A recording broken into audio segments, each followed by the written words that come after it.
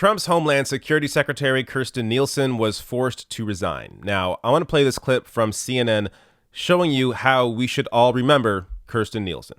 But Kirstjen Nielsen, I think, is a great example of what happens when you go to work for Donald Trump. He is the great reputation killer. I mean, here's this woman who, was a reasonably admired bureaucrat, and for the rest of her life,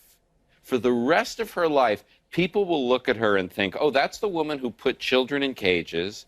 That's the woman who broke up families across the border. And you know what? They'll be right, because she implemented that policy. Jeff Sessions, the Attorney General, sort of created it, but she implemented it.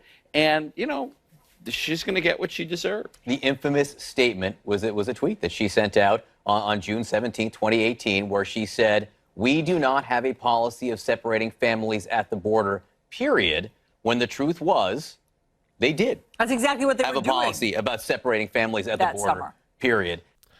All right. This is exactly how Kirstjen Nielsen should be remembered. She's the person that has separated families at the border and put kids in cages. That's who she was. That's who she is. So this goes to a point that I still have trouble understanding. Why do people work for Donald Trump? Now, look, even in the sense where you are a total narcissist and all you care about is, well, I may get a good book deal after this. This may give me other connections where I can talk about what it was like working for Trump once the Trump administration is gone and someone else is in power. But I don't think they're going to be right this time.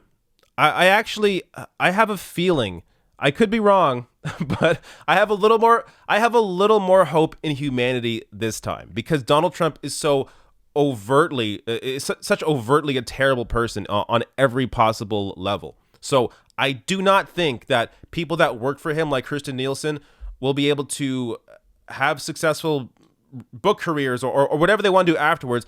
I don't think they'll be able to do that. I mean, look at Sean Spicer. Where did Sean Spicer go? I mean, he's completely evaporated. So you had somebody who worked for Trump for a long time, can speak to a lot of these issues of what it was like working for Trump, and nobody wants to touch him. I think that's going to continue with anybody else that's currently in his administration and is going to at some point leave. So let me just give you a little more information here on just exactly why Kirstjen Nielsen is so terrible. So this from The Guardian.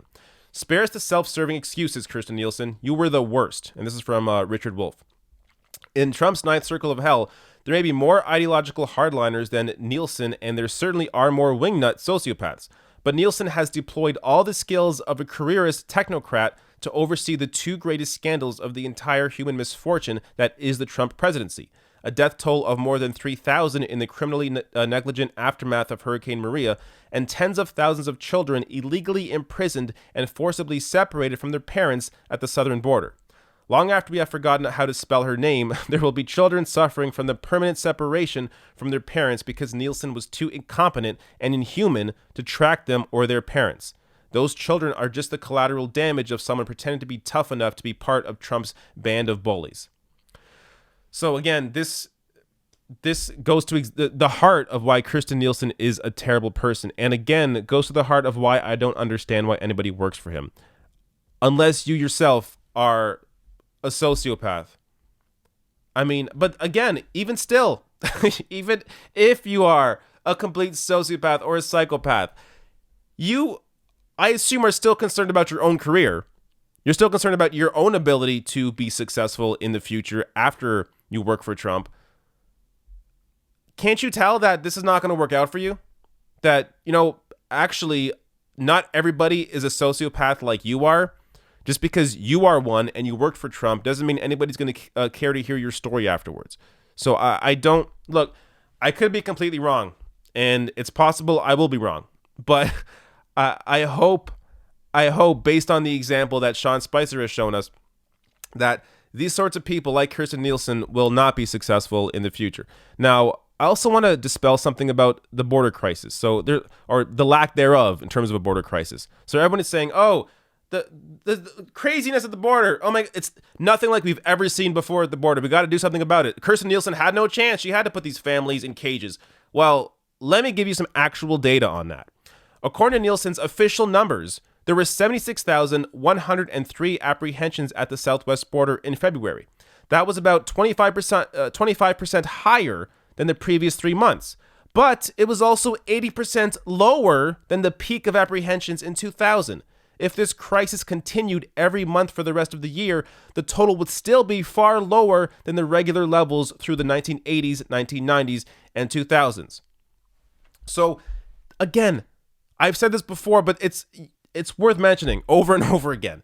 There is no crisis at the border. It is completely manufactured by the Trump administration. And people like Kirstjen Nielsen, all they've done by enabling this is made the situation much, much worse.